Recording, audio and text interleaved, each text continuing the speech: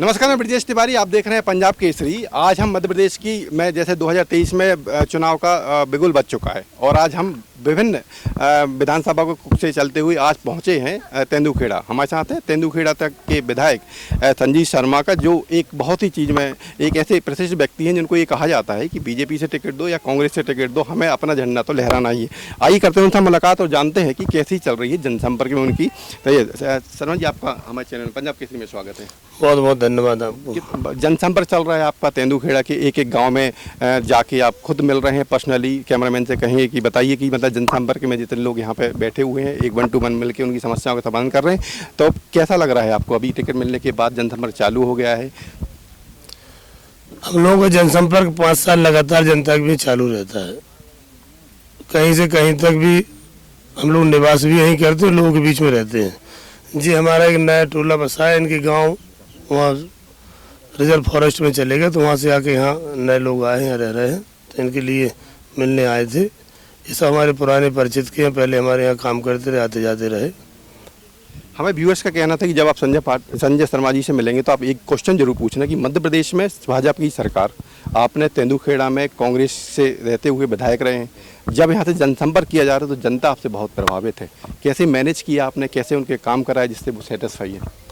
जनता से व्यक्तिगत व्यवहार आपका ठीक रहेगा, जनता खुश रहेगी। हर आदमी का काम नहीं होता। सरकारी योजनाओं का लाभ जो पात्र व्यक्ति हैं उनको मिलना चाहिए, उनसे वो वंचित ना रहें। और आदमी के लिए उनकी छोटी छोटी समस्याएं होती हैं, अगर आप उनका निराकरण कराओगे तो आपसे संपर्क में रहेंगे। जो नेता उनकी नहीं सुनता उनके यहाँ वो जाना बंद कर देते हैं। तो हमारे क्षेत्र का एक विधानसभा एक परिवार है। सारे लोग 20 साल से हम यहाँ पे विधायक हैं, लगातार लोग आते जाते हैं, एक दूसरे के काम हमेशा हमारे एक ऑफिस से होते रहते हैं। इसी लोगों का भरोसा है कि हम वहाँ जाएंगे तो विषम परिस्थिति में भी हमारे कोई परेशानी होगी तो उसको हल की जाएगी। मध्य प्रदेश में यदि हम भाजपा की टिकटों को लेकर बात करें तो राष्ट्रीय महासचिव कैलाश विजयवर्गीय जैसे बड़े बड़े नाम हैं, नरेंद्र तोमर और जितने भी केंद्रीय मंत्री हैं उनको, यदि हम नरसिंहपुर जिले की बात करें यहाँ पर तो प्रहलाद पटेल जैसे लोगों को जो केंद्रीय मंत्री हैं उनको टिकट दिया गया है। क्या कहना है आपको इसके बारे में?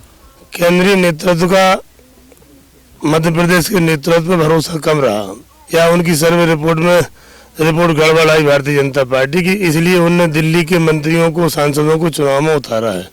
हर दल की एक अलग स्ट्रेटजी होती है कि हमें कैसे चुनाव लड़ना है। ये क्या हो रहा है कि मध्य प्रदेश में जब हर दूसरे दिन आपने देखा कि जितने भी बीजेपी के मैक्सिमम लोग हैं आपके पीसीसी कार्यालय में जाके कमलनाथ जी को ज्वाइन करके कांग्रेस में ज्वाइन कर रहे हैं, इसका मतलब क्या, कहाँ पे ये असर पड़ा कि जनता मतलब प्रदेश सरकार से करंट से खुश नहीं थी या फिर भाजपा से खुश नहीं थी? दोनों एक ही बात है, चाहे प्रदेश सरकार का हो चाहे भाजपा का हो। काम किसी के ठीक नहीं थे। प्रदेश के उनके कार्यकर्ता खुद नाराज हैं।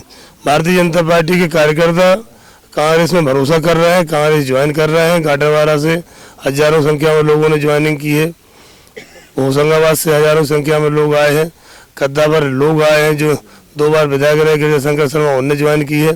गाडरवारा में गौतम पटेल जो पिछली बार बीजेपी के प्रत्याशी थे, उनके पिताजी 2 बार जिलाध्यक्ष थे, 2 बार विधायक रहे। ऐसे बड़े बड़े भारतीय जनता पार्टी के परिवार, केवल उनका अपमान हुआ हो रहा है, उनकी पूछ परख नहीं हो रही है, दल में कोई सुनने वाला आदमी नहीं है, इसलिए भारतीय जनता पार्टी छोड़ के लोग कांग्रेस में आ रहे हैं। कमलनाथ एक भरोसे का नाम है। कमलनाथ छिंदवाड़ा जैसे गरीब जिले से सांसद रहे, लेकिन आज छिंदवाड़ा का आदिवासी अंचल पूरा हरा भरा हो गया है। इतने रोजगार लोगों को दिए हैं, इतना काम कराया है कि 50 साल में छिंदवाड़ा का रूप ही बदल गया है। मध्य प्रदेश का एक मॉडल शहर बन गया छिंदवाड़ा। तो ये कमलनाथ जी से लोग प्रभावित हैं और जनता का भरोसा है कि कमलनाथ बनेंगे तो प्रत्येक मतदाता के लिए कुछ ना कुछ देखे जाएंगे। आज जो हमारा वचन पत्र आया है, हर परिवार को 5,000 से 7,000 रुपये महीना सरकार के द्वारा किसी न किसी रूप में, चाहे नारी सम्मान के 1500 हों, चाहे बेटे बेटी की पढ़ाई के 1500 हों, चाहे गैस सिलेंडर 500 का हो, बिजली फ्री हो, हमारे पेंशन जो मिलती है वो 600 से बढ़ा के 1200 की जाएगी। इनकी बेटियों की शादी होगी उसमें 1,01,000 सरकार देगी। तो ये भरोसे का नाम कमलनाथ है। 2 लाख का कर्जा माफ होगा। बिजली संपूर्ण छोटे छोटे इन बस्तियों में जहाँ 100 यूनिट बिजली जलती है ये सरकार फ्री देगी। इनके यहाँ अलग से ट्रांसफार्मर लगेगा, इनकी सुविधाएं मिलेंगी। लोगों को भरोसा लगता है कि जिस व्यक्ति ने बनने के पहले वचन पत्र में कहा है कि हम इतना करेंगे, तो लोगों को भरोसा है, इसलिए कमलनाथ जी के साथ। अभी मध्य प्रदेश में पटवारी की नियुक्तियाँ हुई थी, पटवारी की नियुक्तियाँ हुई, रिजल्ट आया, सिलेक्शन हुआ, उसके बाद फिर उसे होल्ड कर दिया गया है। मतलब बेरोजगारों जो थे, जो जिनकी नौकरी लगने वाली थी, रिजल्ट के नाम आने के बाद रोक दी। इसका सीधा सीधा किसकी लापरवाही कह सकते हैं इसको? जिसकी सरकार उसकी लापरवाही सरासर दिख रहा है कि एक गांव के 15 बच्चों को टॉपर बना के अपने पटवारी में भर्ती कर दिए। जब लड़की से पूछा गया मीडिया के माध्यम से, उसको राजधानी नहीं मालूम, मध्य प्रदेश की राजधानी कहाँ है, उसको टॉपर बता रहे थे। खुलासा हुआ कि 15-15 लाख लेके भर्ती की गई है। एक जगह परीक्षा करा के और एक गांव के 15 लोगों को सिलेक्शन बताता है कि सरकार की लापरवाही है। जिम्मेदार अधिकारियों से मिली भगत करके इस प्रकार की भर्तियां की जा रही हैं, जो दुर्भाग्यजनक है। व्यापक घोटाला बहुत बड़ा हुआ था मध्य प्रदेश में, उसमें हजारों लोगों की जानें गई, हजारों परिवार बर्बाद हुए हैं। यही सब कारण नौजवानों की बददुआएं लग रही हैं, पढ़े लिखे लोग पढ़ गए हैं, नौकरी नहीं लग रही है। इसी के कारण है कि भारतीय जनता पार्टी से लोगों का भरोसा टूटा है। मध्य प्रदेश को यहाँ पे भारत में डबल इंजन की सरकार बोला जा रहा है। आप बहुत बड़े नेता हैं, 70,000 वोटों से यहाँ की जनता ने ये जो दिख रही है इन्हें जिताया था। एक क्वेश्चन आपसे बनता है सीधा सीधा कि डबल इंजन की सरकार होते होते मध्य प्रदेश के जो मुख्यमंत्री शिवराज सिंह चौहान, इवन मोदी जी ने तक मणिपुर के बारे में कुछ नहीं बोला। यही तो जनता देख रही है कि एक तरफ आग लग रही पूरे प्रदेश में, आप जा नहीं रहे हो, देख नहीं रहे हो, और बात करते हो कि देश में अमन चैन रहेगा, सब रहेगा। ये पहली बार इतना हुआ हिंदुस्तान के अंदर कि कोई नेता मणिपुर में चर्चा करने तैयार नहीं है, जहां हमारे वहाँ के निवासी लोग हैं, रोज मारे जा रहे हैं, रोज दंगे हो रहे हैं, आग लग रही है।